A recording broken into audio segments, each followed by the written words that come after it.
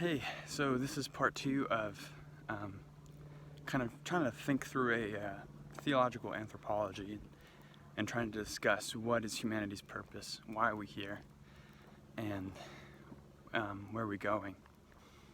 And in our first episode, we talked about the kingly rule of humanity and how Genesis 1 kind of shows us that we are kings that rule with God, extending his rule and reign to all the earth.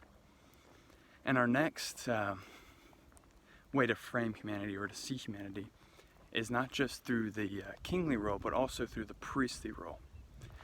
So there's a theory of biblical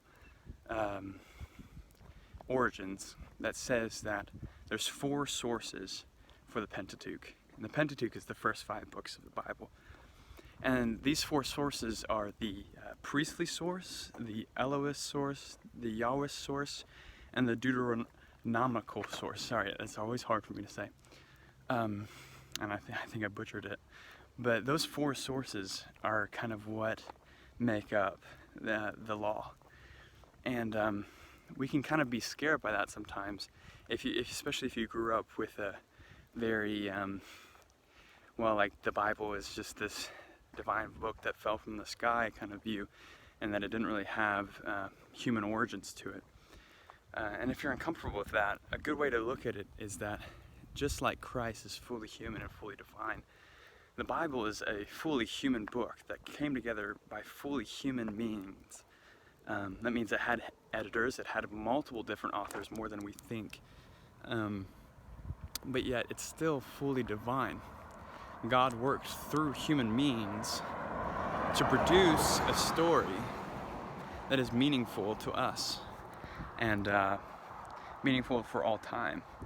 And so this is probably a healthier way to look at it, especially if you're going to look at biblical scholarship. Your view of the Bible will change very quickly. And so how can we see this in another way to make us more comfortable? Well, just think about it that there's 4 Gospels. And at some point in the early church, they tried to harmonize all these 4 Gospels, and they made one Gospel from these 4. And this is kind of the way that you can think of the law, is that because at some point they said, no, we'll just stick with the 4 Gospels. They're all saying unique things that they each have their own perspectives that are important for us, that inform the full story. We don't need to kind of take away the personalities of all the different authors. And I think that was a very good move, but this is not how it was done with the Pentateuch, and so we just have to trust God that this is the right way to do it. And so you can see specifically in Noah, there's multiple different, you can reconstruct the story of Noah from very many different, from 2 different stories. So you'll see that the story of Noah kind of repeats itself at some levels, and you can say that it's kind of odd that it already said like the same thing, but then it's saying it again. And this is because the biblical authors think that there's multiple different sources.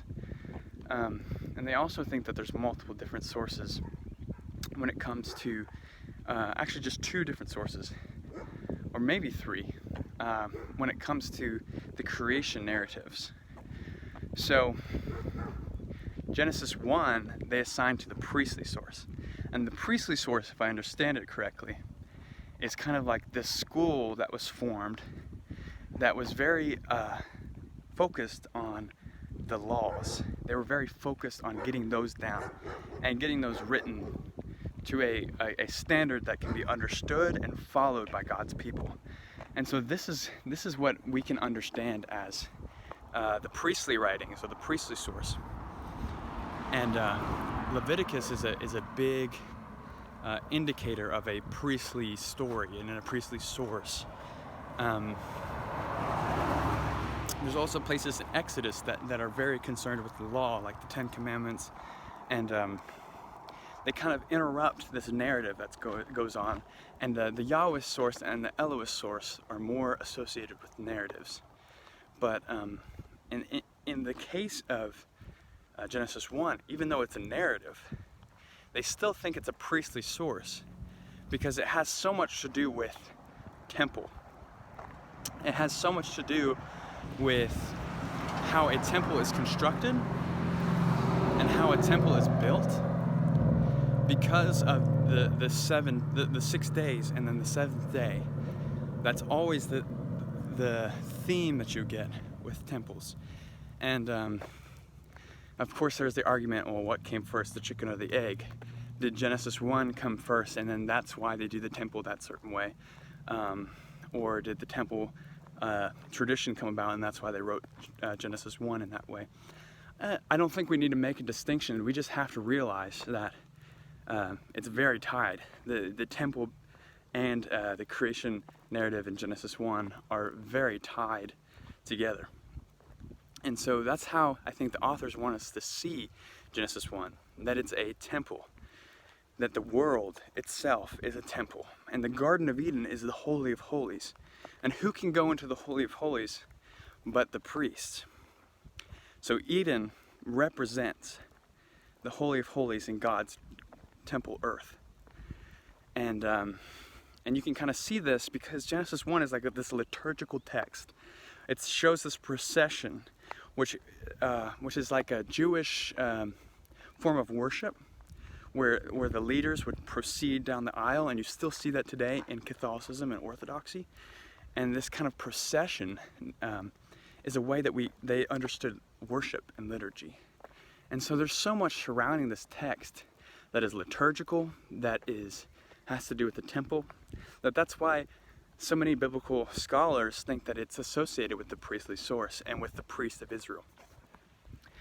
And this gives us a good framework for how to understand humans, because humans are made to go into this garden. Humans are made to rule over the earth and subdue it. And specifically, Genesis 2:4 through the end of chapter 3, the creation narrative in chapter 2, and then the fall narrative. A lot of people think this is a separate narrative, and I tend to agree, but I think they do flow together as well. And in the second creation narrative, you get this picture of a humanity that works, that tends the garden, that is within the Holy of Holies. And what happens whenever they're kicked out of the garden? A cherubim replaces them. And this is because humanity's role was to guard the tree of life. That was their priestly goal. They were made to be in the garden. They were made to work the garden. And they were also made to protect the garden. And that was kind of the priest's role too. He wasn't just this religious figure, but he was also this protector of God, this protector of his garden, as if God needs protection, but the protection of the holy things in the holy place. And that's kind of how humanity was meant to be seen, especially in that narrative, is we were meant to be in God's holy of holies and to work it and to have that as a means of worship and to be worshipers. One of our main vocations as humans is being worshipers, is being priests, is being ones who offers themselves to God and offers worship to God. And the tree of life was their way of worship, was offering worship, was eating of the tree of life. Because as my brother pointed out to me and a lot of my professors, is that a lot of the biblical authors saw worship as sacrifice, as sharing a meal with a deity almost. And you see this in Leviticus, where they partake of the sacrifice that they eat. They partake of the sacrifice that they sacrificed, and the priest eats it and all the people eat it, and that was a precursor to communion, and you see that in 1 Corinthians 10. And so us as humanity, we're supposed to be these priests that protect worship, that partake in worship. And whenever we failed in our mission, then God sent his representative, a new representative from the divine realm, to take our place. And Because if we were then to eat of the tree of life while we were in that state of rebellion, it would be like an eternal hell. We'd be spiritually dead, spiritually separated from God, yet still living forever. And God does not want that. And so he excommunicates us, he sends us into exile. And another reason why a lot of scholars think that Genesis 1 through 11 is written late is because of this theme of exile. And where do Adam and Eve go? They go east. What's east of Jerusalem? If Eden represents Jerusalem, which I believe it does, because it also represents the temple, then what's east of Jerusalem? It's Babylon. And they're exiled east of Eden. And there's this continual east, east, east until Babel is finally that last pillar of rebellion. And so I'm going to talk about how God plans to redeem humanity then from this fallen state and redeem us back into our vocation of being priests and kings. And he does that in a very specific way that sometimes is hard to understand. So I want to talk about that and hash it out. So blessings and thanks for watching.